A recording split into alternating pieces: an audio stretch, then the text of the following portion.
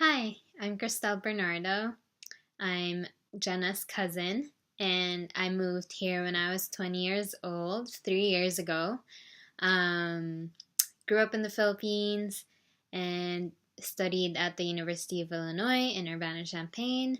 Graduated this past December, and now I'm working in Chicago.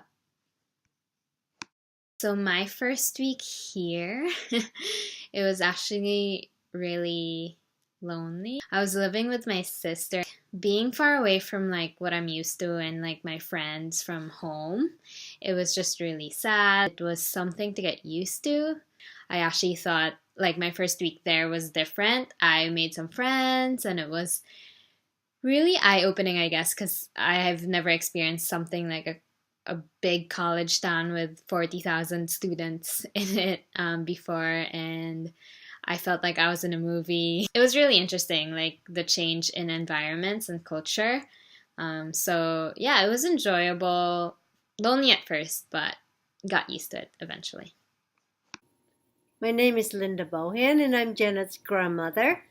I came to America when I was only 22 years old in September 1959 as a graduate student at the University of Chicago, and I have lived here for 57 years. In the Philippines was quite different than living here in America. In the Philippines, I had the support of my family, and both physically and emotionally. I didn't have to worry about where to eat, what to eat, when to do my laundry, shop for food, because everything was done for me. Here, I have to be responsible for everything. Make sure that my time is organized so that I could devote a good portion of my time to my work and my studies and do housework as well.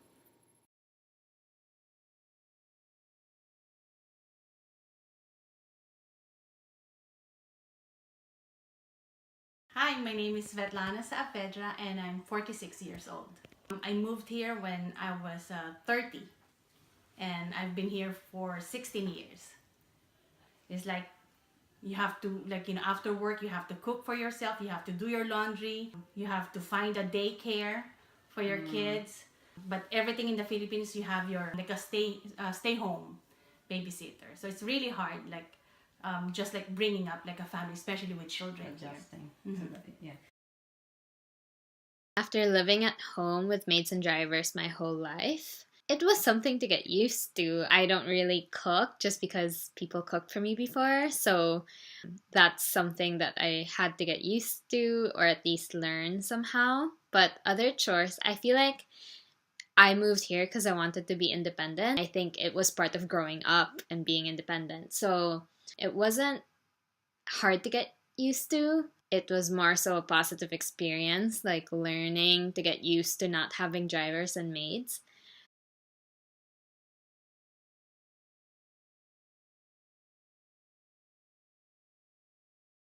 Moving here, it's a culture shock. Like sometimes, talking to an American, sometimes they were like not even understanding what your English is.